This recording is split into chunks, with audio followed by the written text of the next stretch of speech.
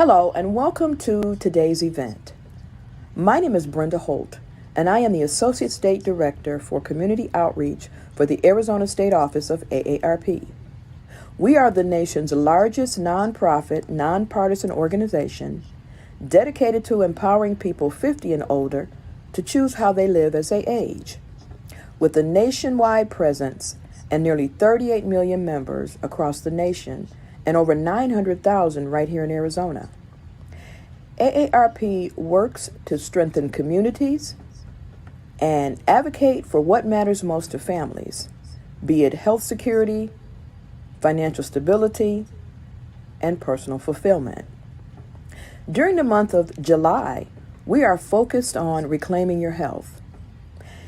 As the nation emerges from more than a year under the COVID-19 pandemic, this pandemic has made it hard for all of us to take care of our mental and physical health. So as we begin to emerge into post-pandemic life, AARP wants to help you get healthier and stay healthy. We can help you take some small but meaningful steps to improve your overall health and mental well-being and to develop some good habits for your future. You can go to aarp.org/healthyliving for tips, tools, and resources that can help you reclaim your health today. You can also visit us at www.aarp.org/az to find out more about AARP. Enjoy your event. Thank you for attending. Be safe and be well.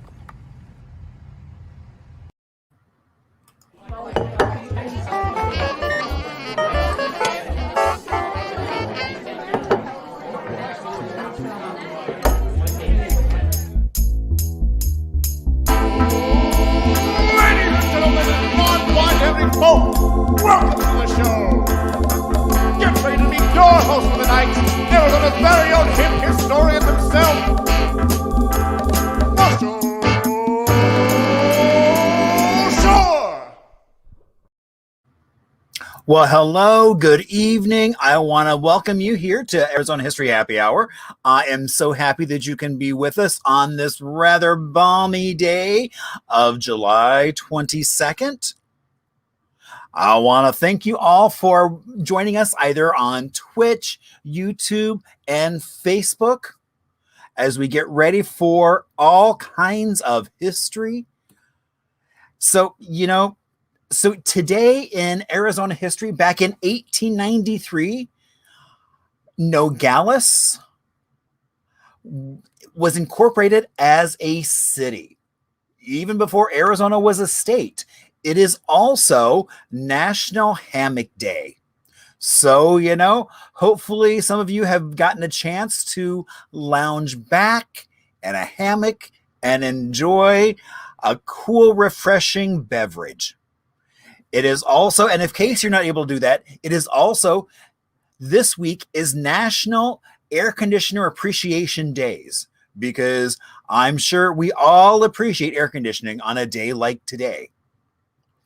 It is also National Spoonerism Day, where that alliteration of reversing first and the first letter of words around. So, have fun with that throughout the rest of the day. I will try not to. It may be rather difficult, but that is my goal. So what can you expect tonight? Well, we're going to have some trivia. We always do Little Arizona, as well as some music history. We also have show and tell, as well as a special beverage created just for tonight, and always a special guest. And just wait, we are going to have so much fun tonight. Now, if this is your first time here, I want to introduce myself. My name is Marshall Shore, and I'm so happy you can join us here on Arizona History Happy Hour. How did I get here? Well, a little over 21 years ago, I was working in a library in Brooklyn. It was a beautiful Carnegie building, and traded that for the wilds of Arizona in close to downtown and a little 1950s library that now is a new spiffy building. To do that, we got here in a U-Haul, which we loaded everything we owned into that big orange cube and drove across country. And they have their international world headquarters right here in the Valley of the Sun. Now, when we moved here, we promptly moved into a 1956 ranch that was oh so many tones of beige. I am happy to say now it is just 2 tones of seafoam and cantaloupe. And there's what my kitchen looks like today. That electrified GE kitchen, new for 1956. Lots of buttercream yellow tile, and that's just what it looks like today. Now, as soon as I got here, all I kept hearing about how there was no history here, but I knew that wasn't true because every time I went for an adventure, whether it was on foot, on bike, in my car, I came faced with so many amazing stories about people and places that I just had to share them. And that's what got me going on doing exactly what we're doing today. And you also have that post-war boom. All those GIs that either were stationed here, trained here, or passed through on their way to somewhere else, they were moving here in huge numbers, and in oh so many cases, moving to Arizona for a whole new way of life. Now, I'm also known as the hip historian, so that means I get to play with lots of Arizona history. Why, in fact, I just got back from the MIM where I had a blast as we get ready for a program that we're going to be doing August 7th and 8th, starting at 10:30 at the MIM, talking about some Arizona music history. Also, on August 14th, have a program coming out at the Gilbert History Museum. That's going to be fun, and they're actually going to be a guest on Happy Hour just before that as well. And now I'm actually just got off the phone earlier today with someone from Taliesin West. We're cooking up something. So I don't want to say anything because I don't want to jinx whatever is cooking, but it's going to be a lot of fun. As well as I am up for an Emmy with a project I did with Cronkite School. And so actually at the very end of the show, we're going to play that little 3-minute bit so people can see what may wind up giving me something else on my shelf to talk about. Now, you can always reach out, whether it's on Facebook, Instagram, email, through the website. You can reach out to me. You can also chat in the chat session. And please do that. Because, please reach out. That's actually where I get most of my best stories, is from people talking about, hey, did you know about this? I mean, somebody just sent me some really cool stuff today. So you never know quite what's coming down the pike. Now, I will ask if you are on Facebook to click on that share button so that all your friends will get a chance to see how much fun we're having with Arizona history. And now we're going to talk about Little Arizona. Well, I talk about being from New York, but I really grew up in a little tiny town in Indiana of about 25 people. When I moved to New York, there were more people on the floor of my apartment building than in my entire town. And we're going to talk about a little town called Baghdad, which basically was established, or that's when the Baghdad mine was claimed back in 1882. It has a population of about a little over 1,700. Not much more than that. Now, we don't really know. There's actually 2 stories about where the name Baghdad comes from. Now, the story is, there's one story about how a father and son were working the mine, and every time the son had a bag full, he would need a new bag, and he would scream out, Baghdad. Or the other story that is floating around is that it was a misspelling of a Middle Eastern city as well. So, but indeed, it was founded for copper mining, which it still is doing today. It's always been kind of at the forefront. They started doing pit mining early on. It didn't really take off initially until the late 20s because of just the expense of shipping the ore out. But as science improved, so did the mining, and you can see all the pit mining that's there now. It also is famous for frog rock, which was first done in 1928. A woman who ran a gas station there. In the slow time, she would walk around and she kept telling her husband, that rock looks an awful lot like a frog. And he eventually brought her gallons of paint back from Phoenix. And, he was the editor of the Prescott paper, as well as then became territorial legislator and everything. And so over the years, it has been repainted and repainted. There was a story about how a prospector started it, but we actually think that was because there was a restaurant called the Green Frog that paid someone to go out and paint the Green Frog. So even today, after all these years, it is still indeed a green frog. Now, it would not be a happy hour without a beverage. And tonight we are having, it is called Spirit of the Season.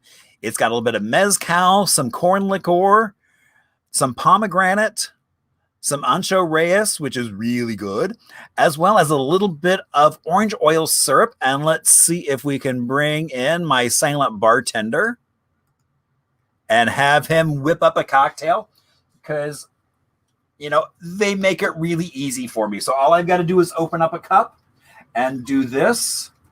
Now, when I enjoyed one, actually, the Valley Ho, they did have a little bit of smoking cedar attached to the cocktail. PJ didn't make me do that because I think he was afraid I would burn my house down. So there we go. So that is indeed our cocktail for the night.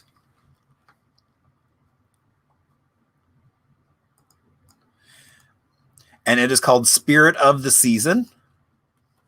So cheers. It's also really tasty if I do say so myself. So, all right. So now I hope you're ready for some fun, because we are going to bring on Manuel. He is from the Museum of Indigenous Peoples, but I will let him talk about himself because I don't need to. All right. Well, hello. Oh, your volume. There we go. I'll see you. There we go. Much better.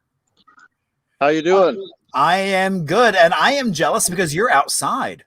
Yes, it's a balmy 70 something here in Prescott. So sorry for you folks that live in the valley, but we're loving the summer up here. Minus tourists throwing cigarettes out and starting fires and causing highway shutdowns. But yes, we do love the summer season up here in Prescott. It's nice and cool. So if you don't have any plans for the weekend, or you just want to get out of the heat, or your AC's on the fritz, you should come on up. We're very welcome. And we have a lot of cold cocktails. Matter of fact, we have an entire street called Whiskey Row. Indeed, you do. Yeah, and they have lots of ice and lots of whiskey. You bet. You betcha. So I see there's an amazing building behind you. There is, and let me show my receding hairline, as well as wow. That is what we call our Pueblo Building. Here at the Museum of Indigenous People, we have 3 buildings on our campus. It sounds like I've been to cocktail hour. That is our Pueblo Building. We're looking at the north side of it. So once again, it's about 3 times as long as what you're seeing there. And it goes back toward the City of Prescott's buildings. And then in the center, we have a little tiny office building that has my desk in it, and that's not important. But the museum itself is also here. And 2 of these, of course, the stone rock buildings, 2 of these are on the National Historic Register. So if you would follow me, of course, head on into the museum.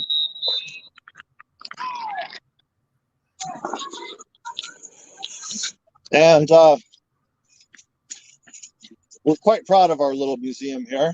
And it always, as always, we need members and we need folks to help us keep the lights on and help to keep the walls up. But here we just walked inside.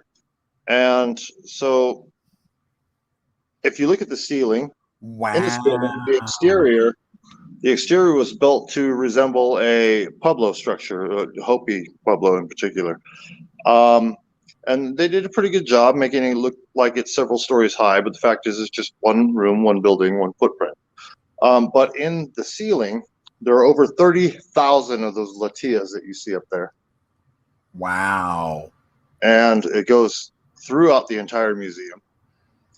The museum itself, on the outside, like I said, was built to resemble a Pueblo structure, but in the interior, it was meant to resemble a plaza. So if you go to a Hopi Pueblo or a Zuni Pueblo or so on, you would see this big expanse of a plaza that goes around on the inside of where the Pueblo's apartment buildings are built. And they did a pretty doggone good job. We've had a lot of Puebloan people come in here and say, wow, this feels like home. And so that's quite a compliment. Inside our museum, everything that you see in here is of Native American source. It is all indigenous. We have a lot of permanent displays here that you will see throughout the year that won't change often. But we also have rotating exhibits that change every 4 to 6 months, depending on how cool they are or how much the people like them. Right. Yeah. We also have a wonderful gift shop. Of course, everything in our gift shop. Yeah, everything in our gift shop is 100% Native American made. When I first came on board here about 7 years ago, there were some, little trinkets and dream catchers and things that, made in Taiwan and so on, like you would find on at any gas station, USA. And one of the first things I did was, as I went through and I yanked all that stuff out of our inventory, much to the dismay of our accountant, who was very upset with me ruining our inventory by giving it away to people because it wasn't authentic. And then I began to call Native friends and artists of mine and said, hey, we got to fill more coffers. Here's some money, make it happen. And now everything in our little gift shop, which we refer to as a trading post, is 100% Native made. Oh, that's great. I'm so happy you did that, creating that more of an authentic feel about everything. Absolutely. Why not? You come to a museum to learn. Hey, right. I would hope so. To be a bit entertained, and if you want to come home with something, you want to make sure it's the real deal. So we made sure of that. And not only that, you're also, when you're purchasing something like that, you're helping the indigenous community. And I don't. A lot of folks aren't aware of the fact that a lot of people living on the reservations, particularly here in Arizona, if you go up to Navajo, there's folks that don't have electricity, they don't have running water. This is how they make a living, and by golly, help them out and do the right thing and have something beautiful to show for it. Right. Very good. Okay, so we always have the guests create some trivia questions. And so this is, again, we are doing that, and they are multiple choice. So even if you don't know the answer, it's up there on the screen. So all you got to do is pick the right one or just guess, because there's a good chance you might get it right. And so that's the fun. But even better is we're going to take a little bit of a history music break after we get done doing the trivia. And then Manuel go through those answers and explain them. And I have a feeling he's got some tricks up his sleeve in the museum there. So, so we're going to have a lot of fun as we get ready to embark on our trivia. So now, you all can keep track. Either some folks do it either here in the chat. Oh, someone actually asked, so what is the address of the museum? Oh, thank you. I missed my plug. It is, we are at 147 North Arizona Avenue in Prescott. That's Prescott to you folks that don't live here. We say Prescott. 147 North Arizona Avenue in Prescott. And we are a little bit east of downtown. So if you're making your way, you'll see our sign, Museum of Indigenous People off Arizona Avenue. We are the unique and beautiful stone buildings that you'll come across, and you can't miss us. No, you can't. You're driving through, there it is. So beaming. So, all right. Oh, and I see Jeff says how he chooses his answers. He just rolls a 4-sided dice. I think someone else has been to happy hour already before us. Hello, somebody's tailgating. Exactly. All right. So our first question, number 1, is how many tribes are in Arizona? Is it A, 182 tribes, B, 574, C, 47, or D, 22? How many tribes are there in Arizona? All right, moving on to question 2. Which traditional lands does the city of Prescott exist on? A, Navajo, B, Hopi, C, Yavapai, or D, CRIT? Crit. That would be the Colorado River Indian tribes. Okay. Mm-hmm. So, all right. So which one of those do you think it is? All right. What tribe is located in both Arizona and Sonora, Mexico? Is it A, the Zuni, B, Papago, C, Pima, or D, Yaqui? So which tribe will you find in Arizona and in Sonora, Mexico? All right. What time of year are most traditional stories told? Is it A, winter, B, spring, C, summer, or D, fall? So what season are stories more traditionally told in? All right, and here we are at the hump in our game. Which foods are attributed to Indigenous people?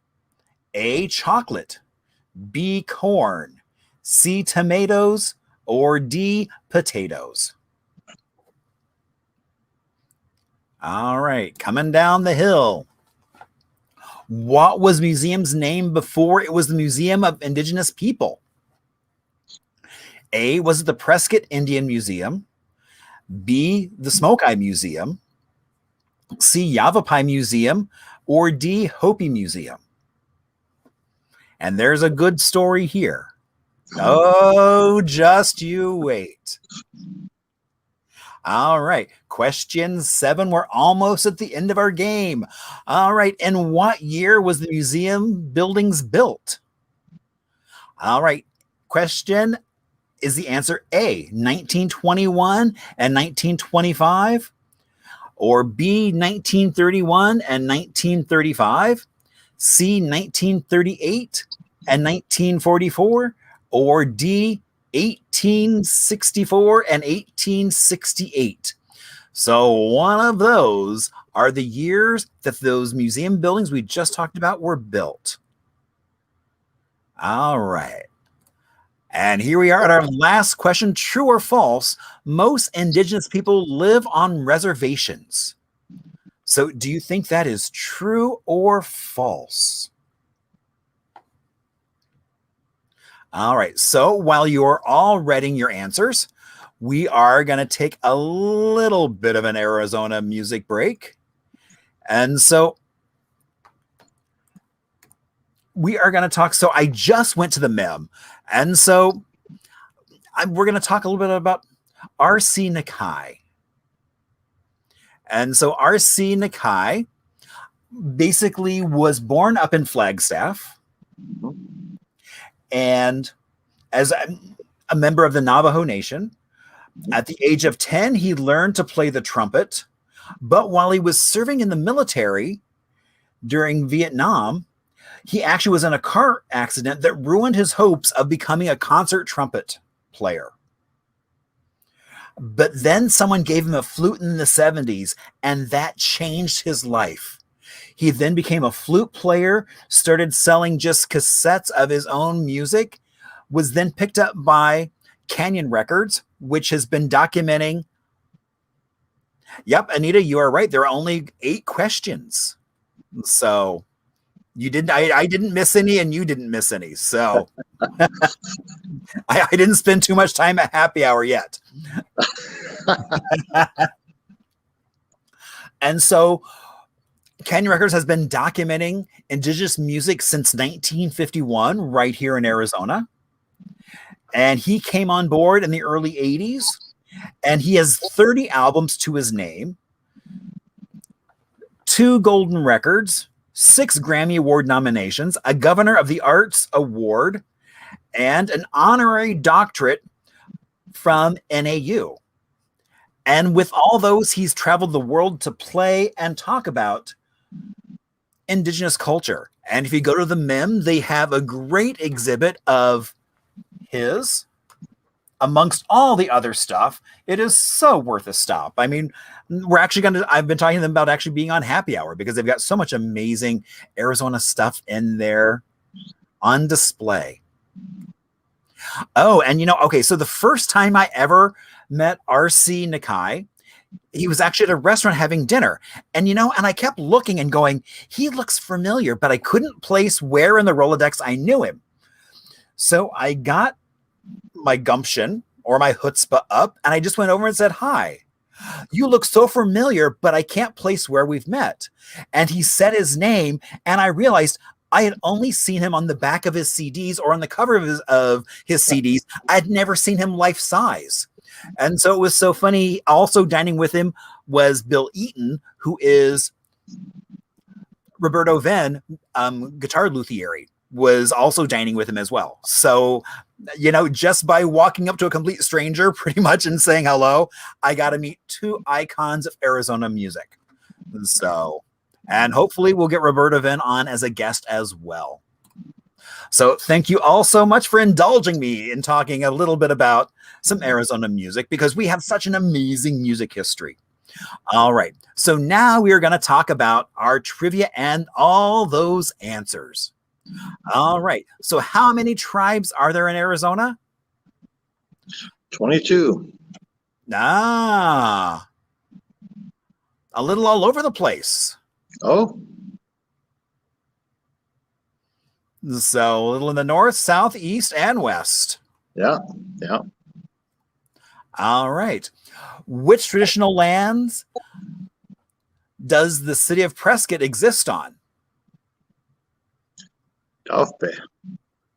Prescott Yavapai Indian tribe. Now what tribe are you a part of? Chalagihia Yeli Uya Anayuya. Yeah. I'm from the Cherokee Nation of Oklahoma. I've done this enough times. I'm like, okay, I know what he's doing. He's gonna then hopefully translate that for us, or just walk away and leave it there. So. I am. A lot of people ask, do you know I have Indian blood? I'm part Cherokee. My great grandmother was a Cherokee princess.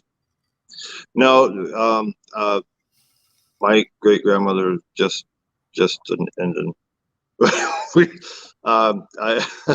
My father's half, and my mother is 1/8. So my certificate degree of Indian blood actually says 5/16. So I'm just a hair over a quarter. But I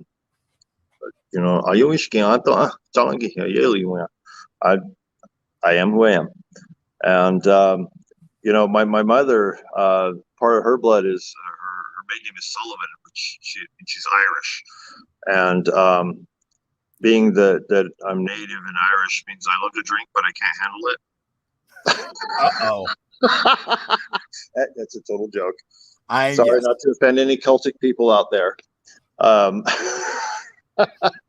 So hence the Coca-Cola that I'm drinking tonight. I do apologize.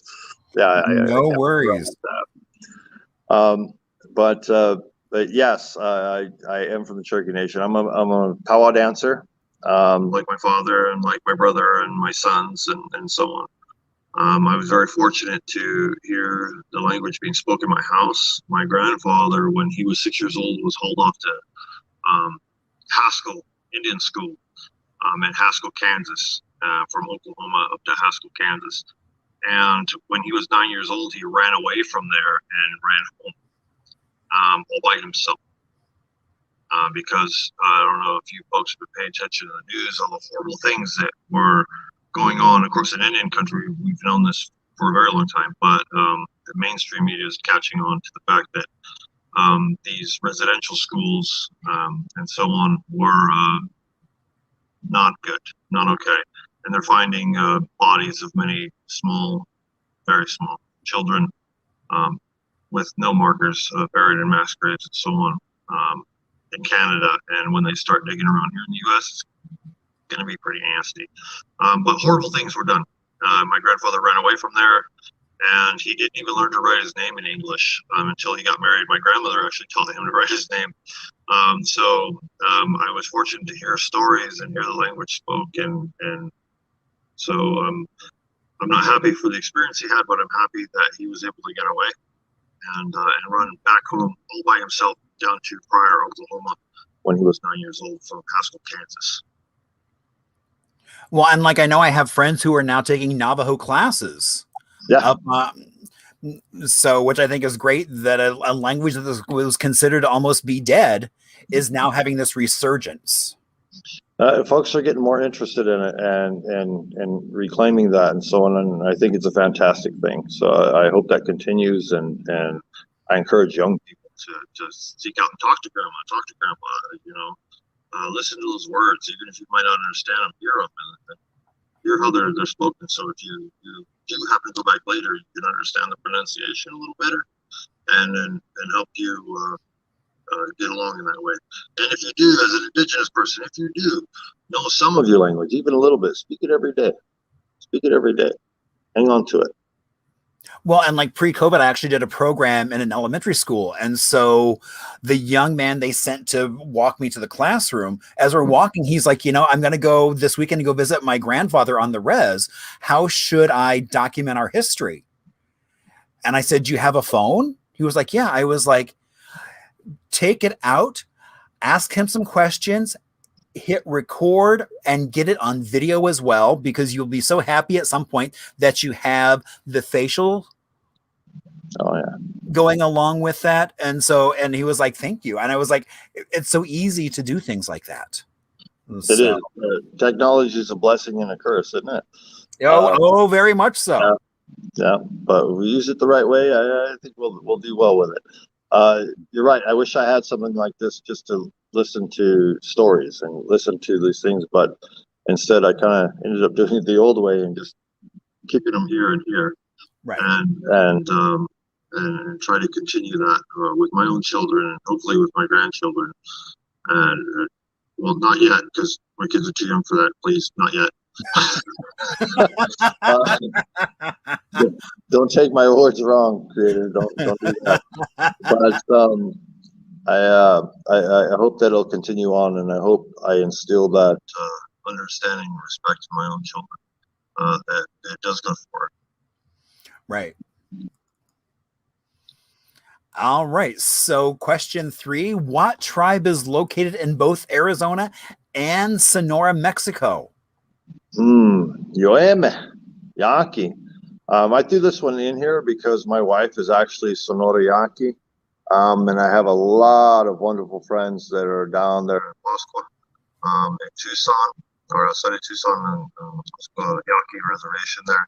There's also a Yaqui community in Glendale. There's a Yaqui community in California. There's one in Texas, another couple in New Mexico. The Yaquis were everywhere. They, you know, the political border between the United States and Mexico is just that. It's a political border. For the indigenous people that have been here since time immemorial, it really doesn't mean anything to them. Their relatives are on one side and the other. It's like traveling from Prescott to Phoenix, and your aunt might live over there. You can visit grandma and grandpa down there in Phoenix. I'm losing your volume. I'm losing your voice. Oh my! There we go. Much better. Okay.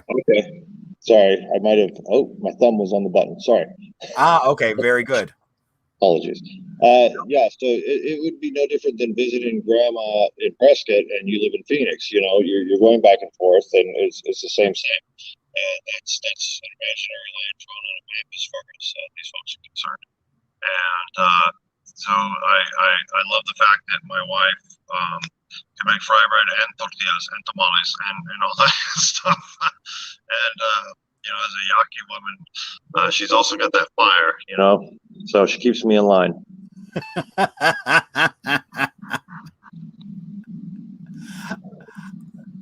All right. So question 4, what time of year are most traditional stories told? Wintertime. A lot of stories are told, and this has to do with the teaching of a medicine wheel. Now, if you think about the medicine wheel in our 4 cardinal directions, to the east is we represent springtime. It's where the sun comes up. It's where the day starts. It's where the year starts. So flowers are blooming, babies are being born, birds, whatever. And we think of that in the human life cycle as infancy. So coming up out of the spring in the east, in that medicine wheel, you come up as an infant, and as you travel as a human being around that medicine wheel, you go down to the south, right? And that would be summertime, and that's your teenage years, and it's warmth and it's fun, because who doesn't love summer? Well, unless you live in the valley, I guess. Who doesn't love summer? It's fun, and you're out of school, and it represents your teenage years, and when you first find love, or at least you think you do as a teenager. And then as you travel along, but not your kids. They're too young for that. Not my kids. Nope, they're locked up in the house. Thank God for COVID. Sorry, I shouldn't have said that. As you travel along the medicine wheel, and as a human being, you come to the west, which is autumn and fall, and that's the time of change. Leaves change color, tadpoles change into frogs. You become an adult and you change into the human being you're meant to be. And in your adult time, it's all about hard work. Well, the harvest happens in fall. So you're harvesting corn, you're harvesting beans, you're harvesting squash, you're harvesting the chiles, you're harvesting all these things. And a lot of hard work goes into that. And you spend your adulthood working hard. And then as you travel again on the medicine wheel toward the north, I'm going backwards on my phone here. So toward the north is where the cold winds are. And that's where we're talking about winter. And that is the time of elders. So that's when you become an elder. And it's cold outside, it's icy or snowy or what have you. And you go inside the house and say, Grandpa, tell me a story. Traditionally there was no Netflix or cable or none of that. Grandpa, tell me a story. So it's their time. And the reason why grandmas and grandpas love to hold little babies is because they're getting ready to go home. And those young babies are coming from home. And that completes the circle. So winter time is the time we tell those stories. It's the elders' time. It's their time to exchange knowledge and give us that wisdom of their life. And also a lot of our stories have to do with animals. And we say that the animals have a tendency to hibernate. So they're sleeping while we're telling these stories. That way they don't get upset with us when we, tell a story of why, the rabbit did this or the coyote did that or the bear did this or that. They won't get mad at us and come back and wreak vengeance. So it's okay to talk about them at the time because they're sleeping. Nice. All right. So question 5, which foods are attributed to Indigenous people? And this is kind of a trick question because it was all of the above, but I knew if I put that, you would all guess that. So right. Pretty much if you put down any letter, guess what? You get it right. Or you might have said all of the above. Yeah, every one of those and more. What do we have every Thanksgiving we attribute to the Indians bringing to the table would be turkey. Benjamin Franklin wanted the turkey to be the national bird. Imagine how silly that would be today, but because it was so prevalent, he thought that was a great thing. The largest consumer of turkey on the planet is actually the country of Israel. And that makes sense. Those folks have been fighting. I'm a soldier myself. I 8 years in the United States Army. An army fights on its stomach, and those folks have been fighting from day one.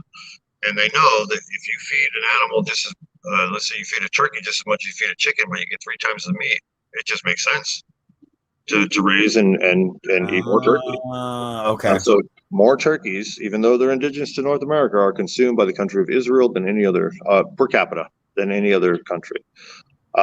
Turkey is one thing. Anything you eat on your Thanksgiving table, thank you very much. native people. Gum, chicle, chewing gum.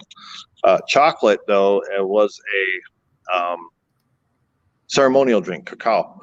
And the cocoa beans we didn't sweeten our chocolate or flavor it like Europeans do with sugar. We actually flavored it with chili peppers, which gave us hot chocolate. Indeed.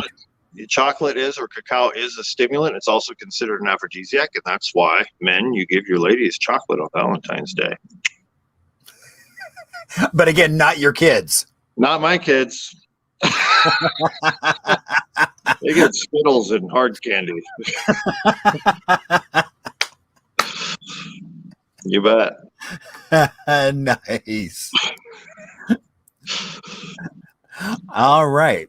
Question 6. What was the museum's name before it was Museum of Indigenous People? The Smoke Eye Museum.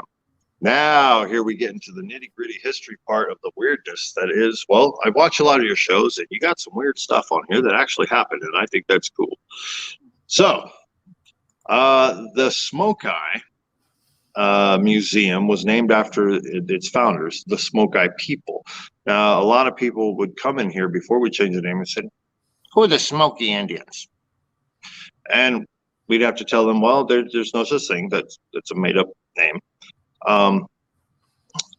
Let's go about the origins of that, and then we'll get into who the Smoke Eye people were, and that's where we're going to get really interesting in our talks here, as far as quirky Arizona history. The word Smoke Eye was founded, this is hearsay now, because when the Spanish came up here and they come across the Hopi people, they called them Moki, M-O-K-I, Moki. And a play on that word would be with an anglicized version of the pronunciation, Mokai. And if you throw an S on it and it sounds cool, it's Smoke Eye. And the S comes from a snake, which was one of the Smoke Eyes people's claim to fame. They would mimic Hopi snake dances. Now let's backtrack to 1921. The world's oldest rodeo, which is Prescott's claim to fame, was in dire straits financially. They were way in the red, and these mostly white businessmen here in Prescott decided that they were going to find a way to save the world's oldest rodeo. Now, before they come up with this idea, they used to put on black minstrel shows at the Elks Theater here downtown, and we all know that that's not okay today. This is 1921. Yeah. And, you got to think the frame of mind, and racism is okay. The N-word is okay. Everything is very, very different then. And they were doing that. And so they decided to put on a show, and they called themselves the Way Out West Players. And they decided to dress up like Indians and paint themselves up and go out, because one of them once, when he was 15, saw a Hopi snake dance once and decided they were going to mimic that.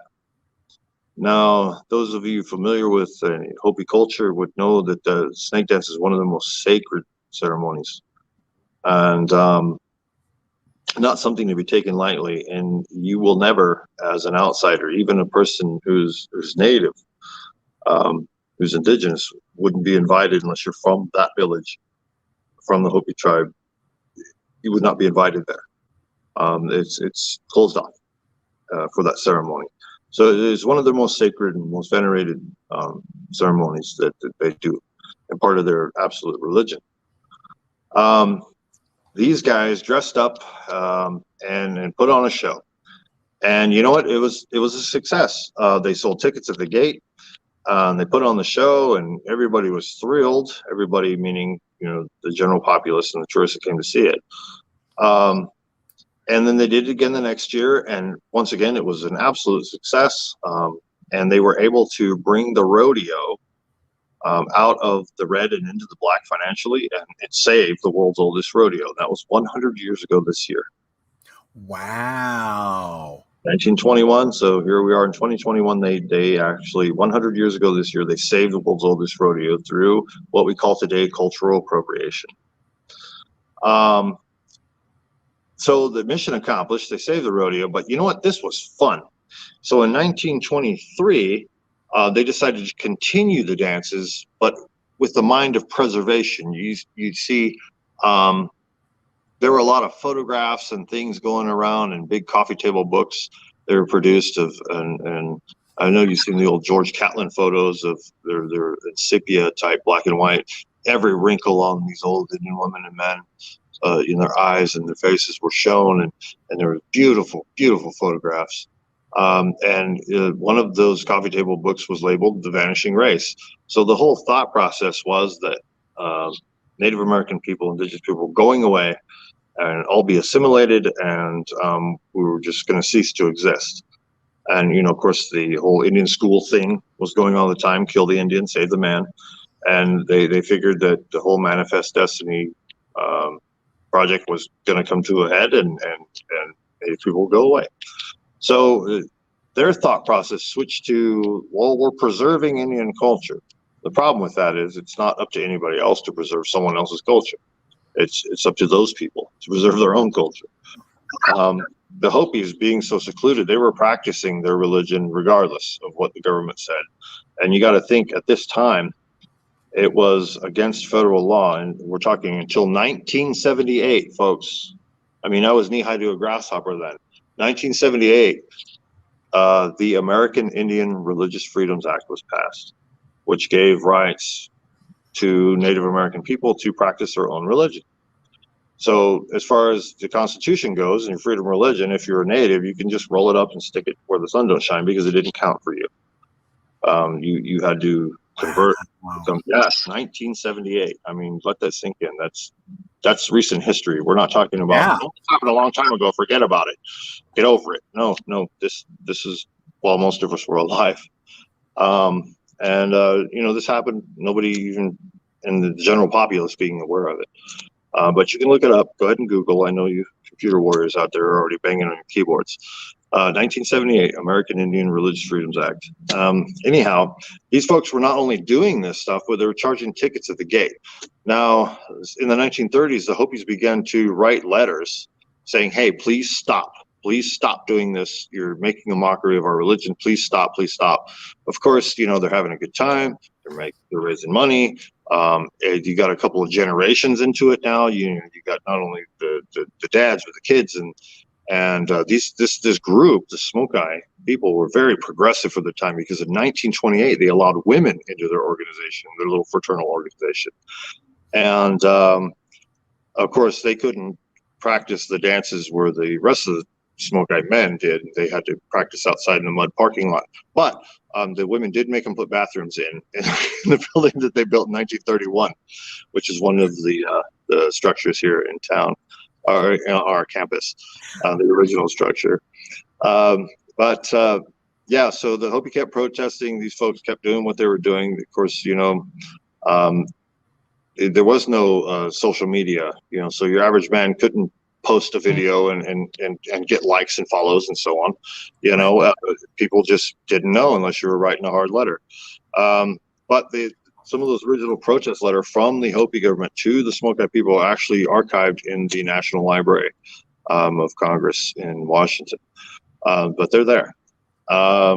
These folks kept doing it, and they finally stopped after some protests happened downtown here in Prescott. If you ever met any Hopi people, they're quite reserved. They're not loud, outspoken folks. They're very reserved, very conscious, very polite, very warm and loving people. But when you got grandma out there holding a protest sign talking about knocking off, you messed up. You messed up. So you know, they finally stopped in 1990. Was their last dance, and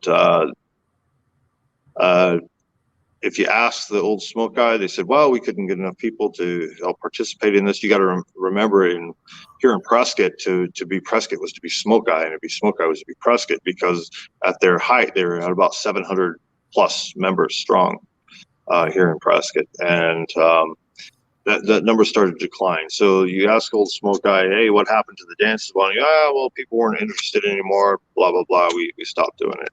If you ask the Hopi, or if you ask members of the American Indian movement, AIM, they'll tell you, oh, we made them stop because we protested. Is it both? You bet. You bet. But the fact is, it did happen. Right. And when they turned themselves over to the Museum Incorporated, this museum was built then, and housing all kinds of cool artifacts that people dug up in their yards to start with, saying, "Hey, I found some Indian stuff. You want it?" You know, as a smoke, I would collect these things. And their first museum was actually in the Pueblo Building, the original 1931 building. It was there, and it housed human remains, and everything else. And then, of course, they had their bar in there, and they would drink and proceed to get drunkard monkeys uncles after the temperance lecture. They would proceed to get drunkard and heck, because at that time this location was way outside of town. Now, of course, there's apartments and businesses and so on, all the way up to us. And Oh, I didn't realize that it was so far out of town. Oh yeah, it was way outside of town. Matter of fact, our original deed for this property lists us as the Smoky Reservation, and then a few years later as the Smoky Mesa. But yeah, we were way outside of town. Wow. Back then. So yeah, on and on. Then the museum itself was built as a WPA project in 1935, just specifically to house the artifacts. Well, not only did the Smoky house the artifacts, but they also housed a lot of their phony baloney costumes and mixed them in together to perpetuate the story that they were a tribe. Yeah, so they really tried to blur the lines and not say, "Oh, this is fictitious." Absolutely. Well, see, they had a lot of help with a lady by the name of Katie Corey, who was very famous here. She lived with the Hopi people for 7 years. She come from a great family back east, classically trained artist. She heard that there was an artist colony opening up here in Arizona, so she takes a train from back east and lands in Winslow. Of course, back then in the late 1800s, there was no artist colony. There was nothing. It was Winslow in the 1800s. There was nothing there. So Right. she gets a horse and a buggy and loads up her photography equipment and her art equipment and accoutrement, and heads off into the desert and ends up living with the Hopi people up on First Mesa for 7 years. And she gets ingrained in the culture and is actually, as a woman, invited to join some of the men's societies, which tells you a little bit something about Miss Kate Corey. Now, back then, you would talk about such things, but she was what we call in Indian country a two-spirit, which means they have both a man and a woman's spirit in them. We call the LGBTQ plus alphabet mafia now. So, Right. but then you didn't speak of such things. So she was a very courageous woman, very much ahead of her time.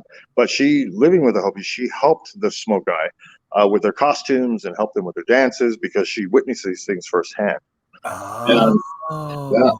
And Miss Charlotte Hall, who also, there's another museum here dedicated to her, the Pioneer Museum here in Prescott, wrote their ethnographical backstory, if you will, because she was a great poet, by making things up. Wrote their little backstory about them being a tribe. And Miss Grace Sparks, who was the great promoter at the time here in Prescott, because Prescott was the territorial capital, she was the immigration officer. And back then, immigration officer did not mean, hey, we're keeping you out of here, go back to Mexico like immigration officers do now. The job of an immigration officer then was to bring folks in because we need more people to live here in the city. So she was trying to bring folks in. So she wrote them up and broadcast them everywhere. So in 1925, they were actually in, was it 25? Or let me check my notes real quick, because I made notes for you. Where did they go? In Philadelphia. Yeah, in 1926. I'm sorry, 1 year off. 1926, they actually went to Philadelphia for the Sesquicentennial celebration. I should have known that, 1776. For the United States Sesquicentennial celebration. Everybody say that 5 times fast. I would say, good thing you didn't have a cocktail, because you couldn't have said that. Coca-Cola is amazing. For that celebration, they went there for the parade, and they were actually marching in the parade, and they had part of their made up stuff. They were representing a Navajo princess. Of course, there's no such thing, but they were carrying this young lady on a litter, and the Bureau of Indian Affairs actually contacted the Smokai tribe and trying to get a hold of the Navajo princess and to see if there's anything they could do for her and her people. And they had to explain to the Bureau of Indian Affairs from the Department of the Interior that was a young 16-year-old white girl with blonde hair that they put a wig on and painted. Now, where did they get all this paint? Where did they get these wigs? Max Factor of Hollywood was actually involved in helping these folks out. This is how hardcore these guys were. Max Factor of Hollywood was supplying their makeup. And they actually had their own makeup called Smoke Eye Red because, you know, all Indians are the same color. So they all had this Smoke Eye Red that they would paint themselves with and put on these wigs and do the thing. So the members of this organization included Senator Barry Goldwater, who was a presidential candidate, who during his initiation, because there was an initiation to this, had to run butt naked down Gurley Street, which is our main drag going into town if you've ever been to Prescott. Butt naked down Gurley Street from the Smoke Eye Reservation all the way to Whiskey Row and back. Now, imagine a presidential or vice presidential candidate doing that now. Social media, the media in general, will just tear them up. But this guy did this, man. This guy did this, and it was a thing. And that's been confirmed by some former Smoke Eye that we've spoken with personally, and because everything's supposed to be secret. Once they don their costume, you don't know who they are. But they do have little tattoos that adorn their hands on the side. So you see an old man adjusting his glasses in Prescott, and he's got little dots on his hand. He was a Smoke Eye. Wow. Yep. And Barry Goldwater's statue in Washington, if you look at it, if you go up to it, and you go around the backside of it and you look at his left hand, you will see 2 dots for a snake bite, another 2 dots as an antelope dancer, and then a crescent moon to show that he was an honorary chief. Wow. And on this bronze statue in Washington, it is the tattoo is there. Arizona. Wow. So, okay, so Pam actually asked, so are there I mean, you know, if Barry Goldwater is running naked down the street, I'm assuming someone has photos of Barry Goldwater running down the street naked. The Smoke Eye were very secretive, and I don't know what she's looking for because it was probably in the winter. You wouldn't have seen much. It snows here in Prescott, hon.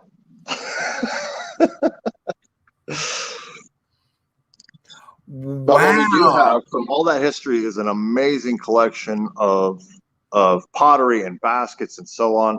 Actually, we have the largest collection on display of locally sourced pottery in the country, i.e. the world, because Native American people are from here. Hello. The only other museum that comes close to the amount that we have of this particular type of pottery and so on is the Smithsonian in Washington, D.C., the Museum of American Indian. Right. So that's kudos to us as our little tiny museum in Prescott.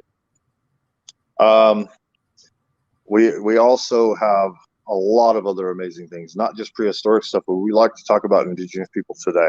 So you'll see right next to an ancient rabbit stick, which is kind of like a boomerang for, you know, hunting rabbits, will be a skateboard deck designed by Mr. Abel Nash, who lives up on First Mesa. Oh, that's great. I love that kind of. Let me see if I can watch showing those dualisms. I mean, that it's not just a culture stuck in a time, right? But that it is as well as a contemporary. So, rabbit stick. Did we see that? The boomerang looking thing? Oh yeah. Okay. Hopi skateboard deck. Wow. So we're doing all the things. You know, we want people to understand that when you come here, you're not just going to see old stuff behind glass. You got living contemporary culture that's evolving just like everyone else. Exactly. We're your neighbors, you know, and that gets into some other questions and other trivia. Indeed. So let's go on before we go on, because I know you have something you want to show about kind of cultural appropriation, but we'll get into that, I think, after trivia. Sure. Because, I mean, kind of your current exhibit right now. but Yeah. is so worth seeing. Elephant in the room. All right. So you kind of touched on this. So in what year were the museum's building built? I kind of gave that one away. You did, but that's okay. So B, 1931 and 35. So Correct. the original structure for the museum was a bathroom? No. The original structure of the museum didn't include bathrooms because the original structure, which we call the Pueblo Building now, was the original clubhouse for the Smoke Eye. And they housed these artifacts that people would bring in inside their clubhouse. And that was the original museum, because at the time they would charge somebody a nickel or whatever to come in and look at all the Indian stuff. They installed bathrooms because the women that they brought into their club at the time made them put bathrooms in, because the guys would just go out and pee in the bushes. They didn't care or whatever. Right. Exactly. But the women are like, no, we don't want to do that. So they made them put bathrooms in. So if you look on the outside, if you come to visit us and you walk around our little campus, you can see where the women's bathroom is in the original building. And there's literally a Pueblo type ladder going up to a little door. They would have to climb the ladder and go up into the door, just like the Indians of old. Yeah, so these ladies could go potty. I bet they were happy about that. I'm sure they were. Wow, it's amazing there were any children born after that. Oh, hear the stories at this place, I tell you.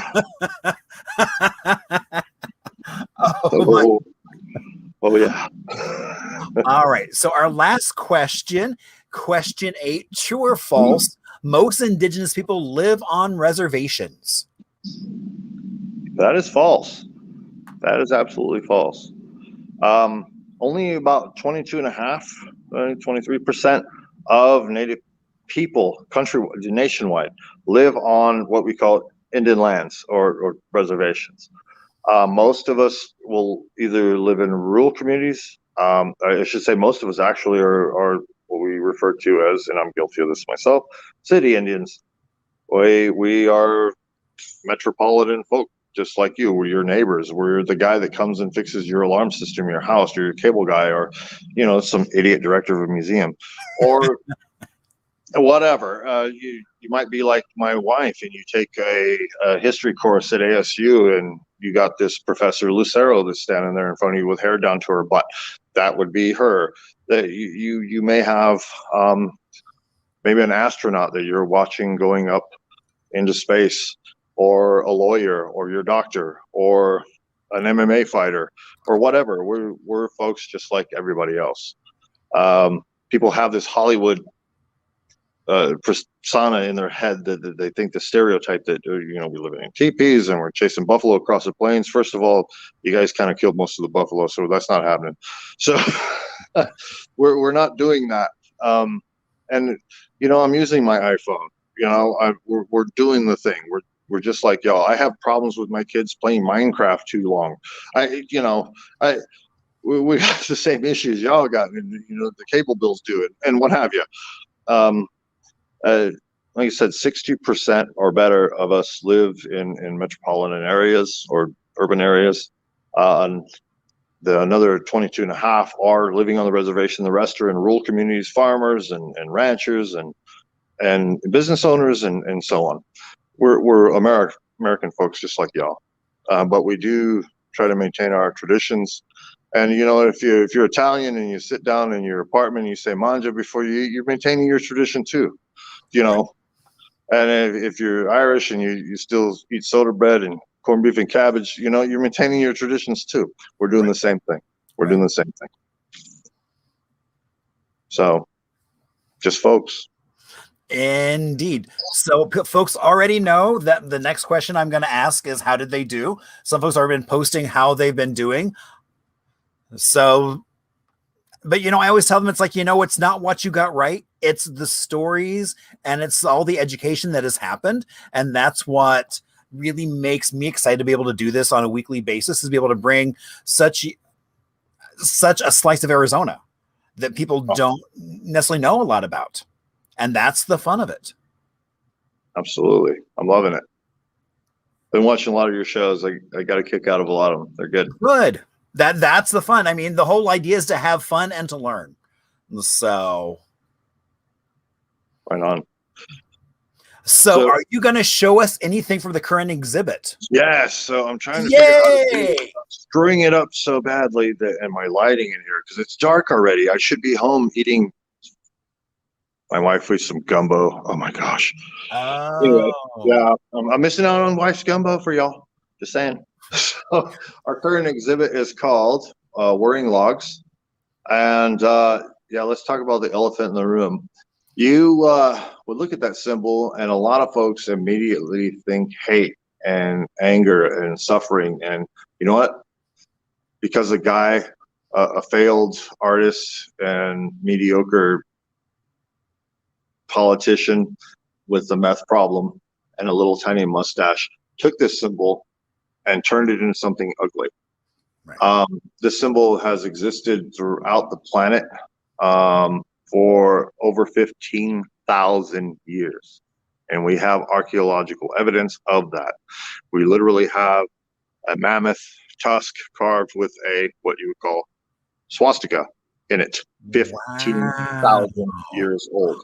I didn't realize history went back that far. Yes, it does.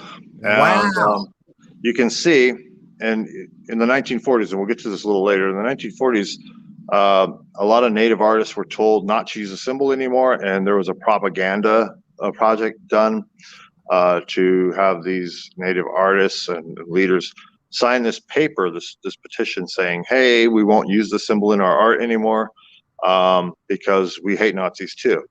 Well, everybody knows, well, maybe not everybody, but most folks know that Native people volunteer, don't even have to be drafted, volunteer for the military service at a higher rate than any other ethnic group on the in the country.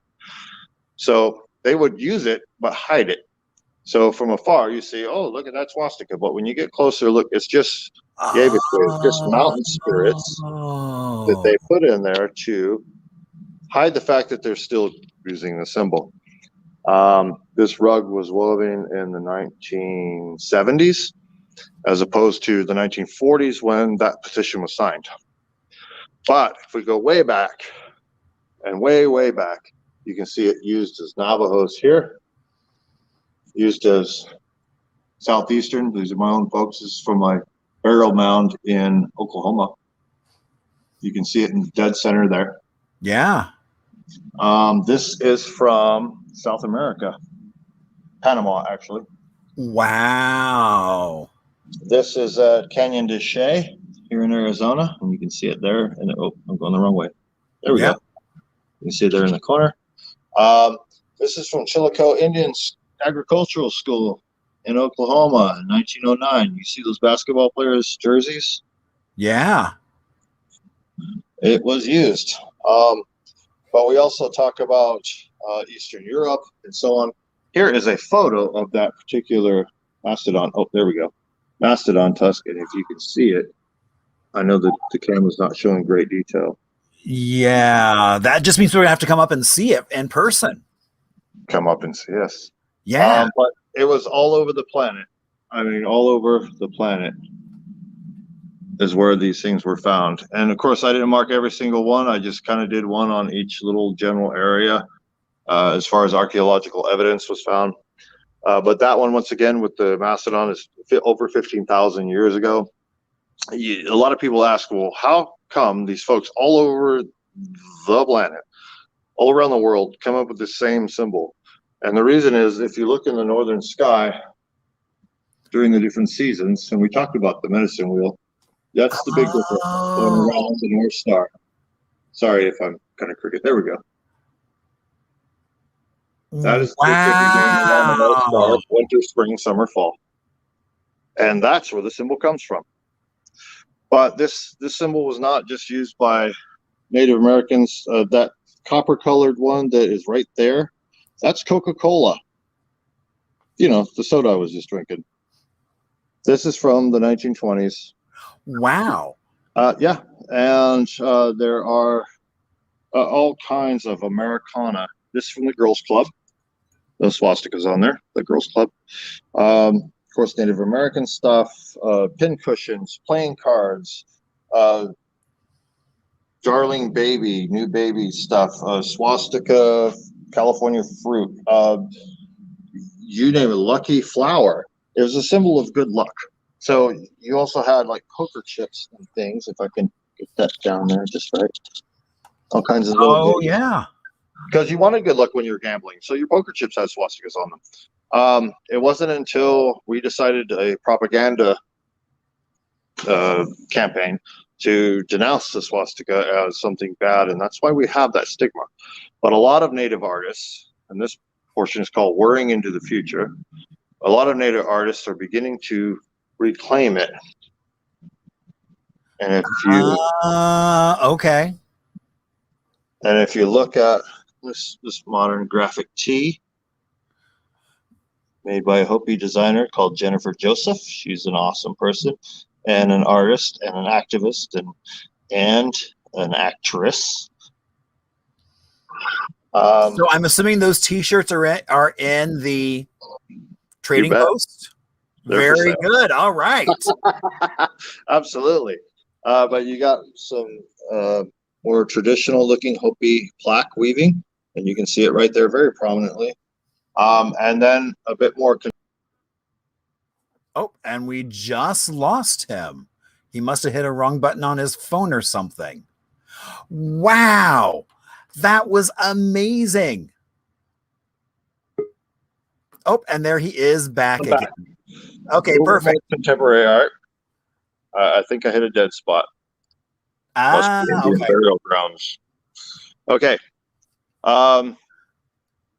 This is really interesting. A lot of folks wouldn't know this. In the 45th Infantry Division, United States Army, this was their unit patch. We joined World War II and they changed it to the Thunderbird. So the U.S. soldiers actually wore that patch on their shoulder, their left shoulder, proudly. But when we joined World War II, it changed to the Thunderbird. And the 45th Infantry, which is now a National Guard unit, wears that patch to this day. Wow. In art, circa 1919, Navajo weaving.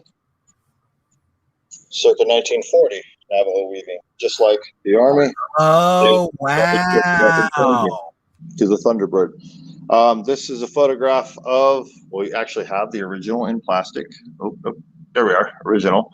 This is a blow up of folks standing in front of the petition to denounce the swastika. And that one wasn't released to the press, though. This one was, because, oh, there we go. Oh, there. Because they're smiling and signing it, and everyone's happy. You notice they did crop out the use of the symbol in their art. Back, down. Okay, there we go. None of the art is being shown in the one that was released to the press. Total propaganda. But the reason why was because of these guys. We can't talk about this symbol unless we talk about these jerks. And it's appropriately labeled misappropriation. Somebody with a little mustache and a really big ego took it, perverted it, and turned it into something very ugly when it never meant that to anyone all over the planet. But we're talking about that here. So come on down. There's a lot more to learn, a lot more to see, a lot more to do besides Whiskey Row here in Prescott. Indeed, there is. They're at 147 North Arizona Avenue in Prescott, Arizona. Come see us at museumofindigenouspeople.org and keep updated. So when can people come to visit you? What are your hours currently? Oh, yes. Currently, our hours are from 10 to 4, Monday through Saturday, and 1 to 4 on Sunday. Now, because of COVID, we're a nonprofit organization. We're a volunteer-run staff, or a volunteer-run organization, really. And because of COVID, a lot of our volunteers are older, and we haven't gotten them all back yet. So periodically, we are closed because we can't get anybody to be in the museum. Okay. So please call us at 928-445-1230. And if nobody answers the phone, chances are we're not open. But you can press 1 or 4 or 6 or whatever the number they got me on. And you can go directly to my my direct line. It actually goes to my cell phone. We've done away with our office phones a long time ago.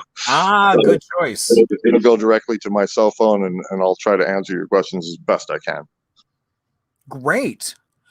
So I want to thank you so much for coming on. I mean, I knew a little bit of the history, but thank you so much. I didn't realize how massive kind of the whole smoke eye thing really was. Yep. That is just shocking. So thank you so much for sharing the story of the museum as well as your current exhibit. Oh, well, Wato, thank you for inviting me to join you, and thank you for sharing everything we got going on here, allowing me to do my shameless plug about our little gift shop here. Indeed. Where they can get a t-shirt and oh so much more. You bet. You betcha. There's all kinds of amazing things here.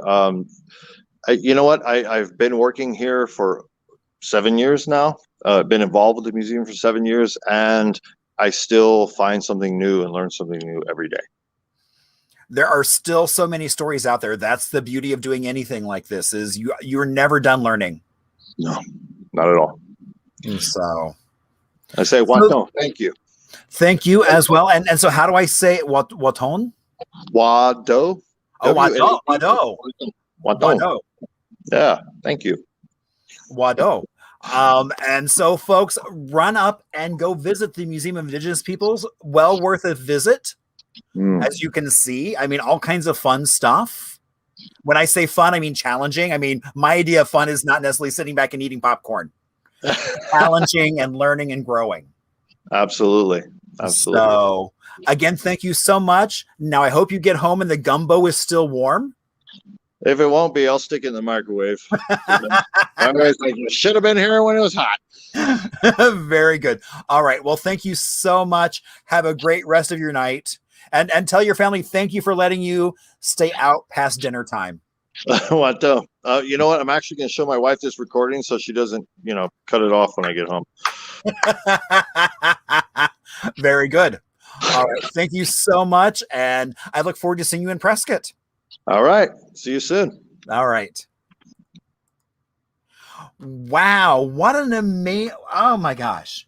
It's like I knew a little bit of the story, but that is so much more than I expected. So now you see why I said you should share, because it's moments like this. I mean, the story of just the Smoke Eye people, but then also I just love their new exhibit, taking that symbol as an act of empowerment back, which I think is really cool for contemporary Indigenous folks to be doing. So that was pretty amazing. So again, thank you so much for sharing. So now we're going to do a bit of show and tell. And so we are going to talk about something I got years ago up at Jackalope Trading Post, which is a pair of underwear that say, "Here it is." So when you talk about, this is over near Joseph on Old Route 66. And you can see, so in the late 40s is when it started. A gentleman actually had a rabbit in the back of his convertible when he came in and bought it. And that became then the symbol of the Jackalope Ranch, or the Jackalope Trading Post. And so you can still stop there today. The family that currently runs it took it over in the early 60s, the Blancet. And so it is now their daughter, Cindy, and her husband, Tony, who still run it. So you can still stop by. It is very much a great kind of old world place to stop by on Route 66 and have a great time. So there you go. All right. So next week we have Phoenix Indian School on as a guest. And what I love is we are going to have another great learning moment with them as well, talking about the Phoenix Indian School. And as she explains, how did Indian School get its name? I've actually been asked that. And so that was the reason why I reached out to them and said, hey, let's do a program that talks about that. So remember, if you have any stories, suggestions, or comments, please share them either here in the chat or feel free to reach out on Facebook, Instagram, or email. And so we will see you back here, same bat time, same bat channel, right here on Thursday nights. Now, as we get ready to leave, I do always want to give a shout out to PJ, my cocktail advisor, who has been doing an amazing job of storytelling with a variety of beverages, either mocktail or cocktail. And so also for Cole and Chris for that intro video they did. And tonight, I'm actually going to play the video that the Walter Cronkite School did that is going to be up for an Emmy. So it's about 3 minutes long. So please, everyone, if you want to watch it, just bear with me and we will make that happen for you all. Have a great rest of your night and an amazing weekend.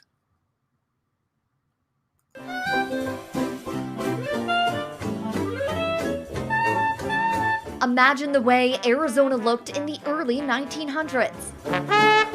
The streets, the people, with stories beyond the documented black and white. People kept saying there was no history here. But Marshall Shores sees history in color. I'm known as Arizona's hip historian. Also known as a local celebrity. So I want to welcome you to Arizona History Happy Hour. One of Marshall's friends, Erica Kempler, watched his audience skyrocket and said it's for a good reason. He doesn't simply study history, he's actually trying to make a significant mark in it. And Marshall made his footprint in history at Greenwood Cemetery in Phoenix, a lawn that celebrates the people who defined Arizona. You can tell a lot about a city by going and visiting a cemetery and seeing its history. To Marshall, each stone in Greenwood Cemetery represents a life with a story to share. But in the case of Nikolai De Reylin, it was the absence of a headstone that made it so significant. It's a really amazing story. Nikolai De Reylin visited Arizona to treat his tuberculosis. It didn't go so well for him. He wound up passing away a few months later. He left behind mounds of wealth and his beloved wife, Anna. As they're ready for burial, they discovered that Nikolai was a woman. And so when they buried him here in Greenwood in 1906, they actually buried him in a dress and without a headstone.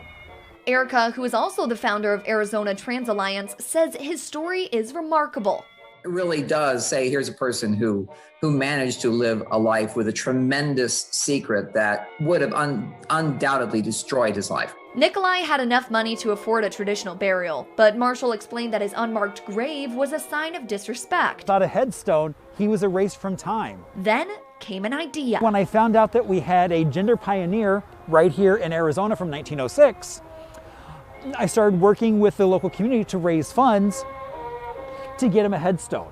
It was really through his invitation I became a part of it. They capitalized efforts through social media and word of mouth. Going to bars and people giving money here, giving money there. In 2 years, they raised over $3,000, but the question remained, what should it say? It was my opinion that what we put on the headstone shouldn't be outing, should not out him as trans. My friend Erica came up with this quote and I was like, oh my God, that is perfect. A quote that speaks truth to Nikolai and the entire transgender community. To be yourself in a world that is constantly trying to make you something else is the greatest accomplishment. Now the headstone stands among the masses, securing Nikolai's spot in Arizona's LGBTQ history.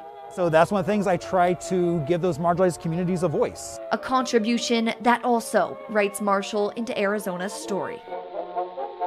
In Phoenix, Caitlin Keenahan, Cronkite News.